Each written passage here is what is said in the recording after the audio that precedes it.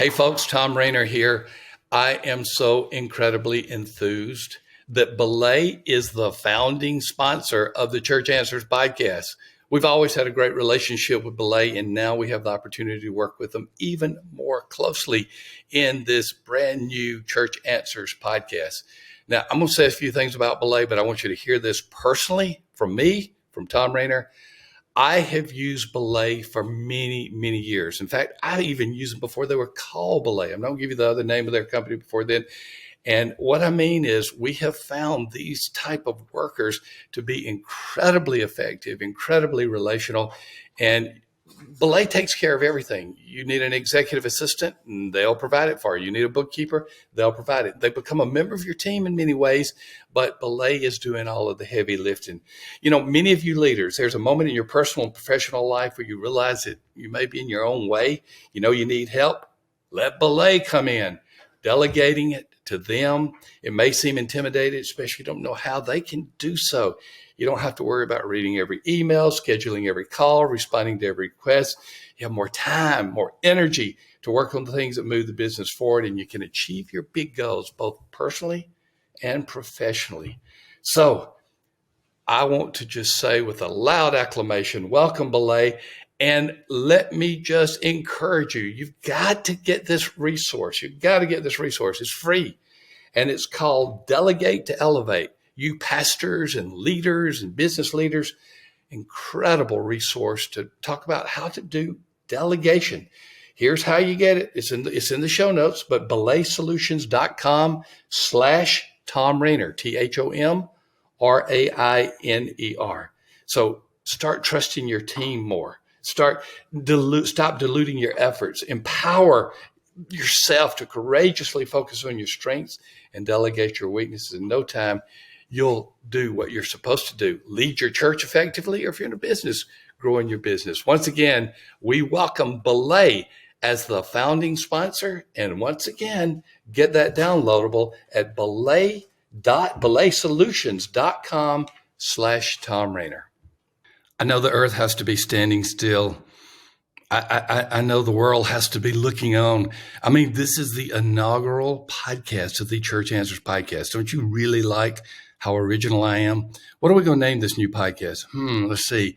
The Church Answers podcast. You're on episode number 1 of the Church Answers podcast. Thank you for being a founding member, a Charter member by being on this. And hey, and all of them, give us a like, maybe at times give us a review so that we can tell other people about this. This is a ministry that we're making available as our gift to the world. And we always are grateful for the sponsor to provide this gift.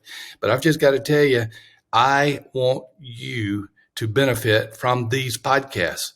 Some will be to the point. Some will be a bit humorous. Some will be a bit lighthearted. Some will be very serious, but they're all going to be helpful. At least that's my goal. And even though I may fail at times for that to be my goal, I want it to happen as much as possible. You are at the Church Answers podcast. My name is Thom Rainer, and I will maybe on occasion have guests, but for the most part, for these brief 10-minute or under podcast, you are going to just hear from me because we really don't have time for 2 people to talk. And I just want to get to the point very quickly. Now, one other thing I need you to know is that we release 3 podcasts per week, and we release 3 at one time. So you can look at the titles and say, I want to watch that one, or I want to hear that one, because we're on YouTube and we're also in your favorite podcasting app. Or you may say, I want to just binge on all 3. If you binge on all 3, it'll only take 30 minutes to hear 3 podcasts. So it is your choice.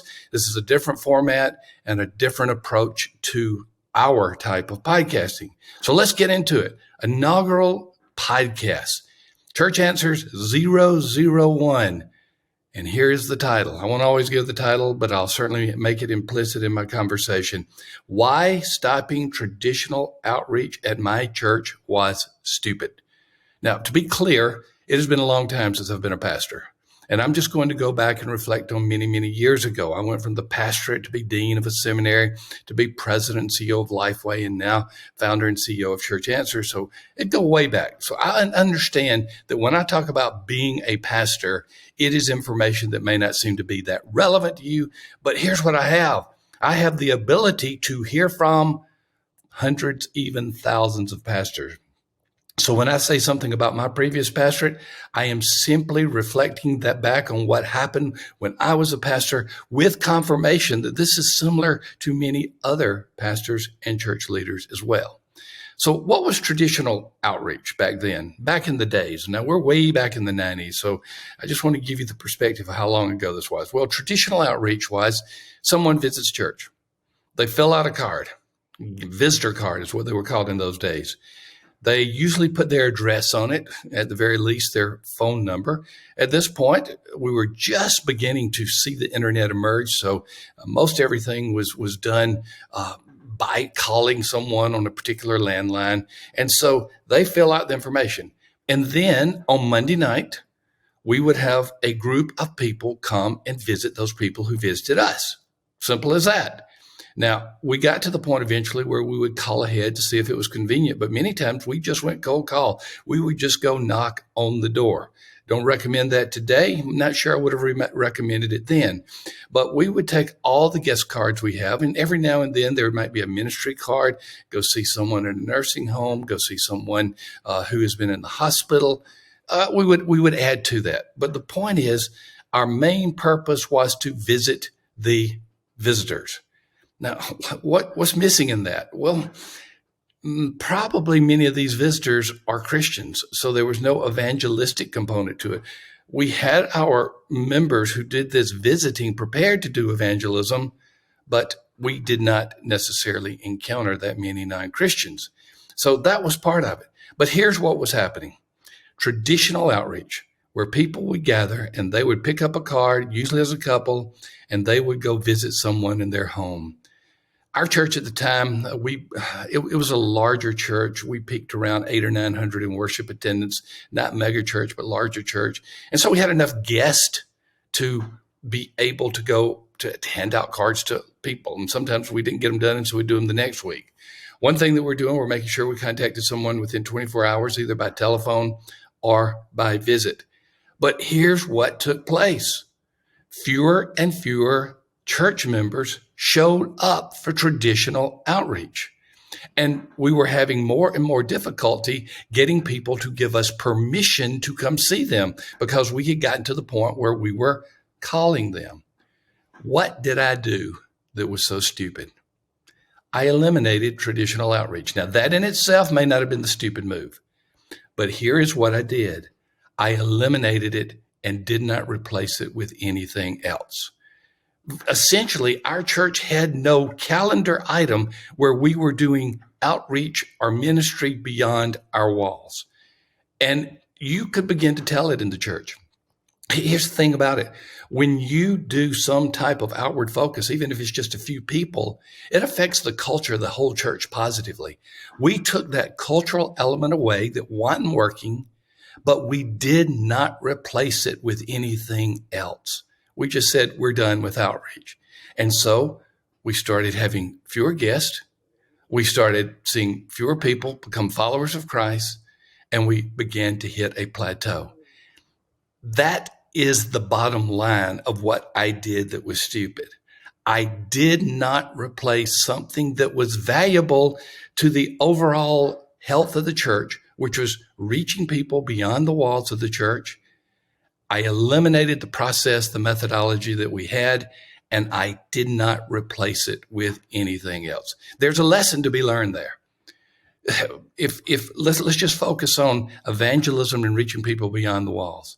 If something is not working, perhaps you have an evangelism program of old that is not working. If you decide that it's not the most effective way to do outreach in your church, to do evangelism in your church, okay, do away with it, but find a way that is effective. Here's a second principle. It does not take large numbers to reach people and to have a culture that is changing. I wanted in a church of roughly 800 or 900 in attendance, I wanted at least 10% there, 80 or 90. We weren't getting that. Sometimes we were getting 4 and 5 people. But here is the point. It only takes a few to change the culture of the church. I'll be talking more about that when I begin to talk about the Hope Initiative, and you'll hear more about that later. So my quick bullet point for you today.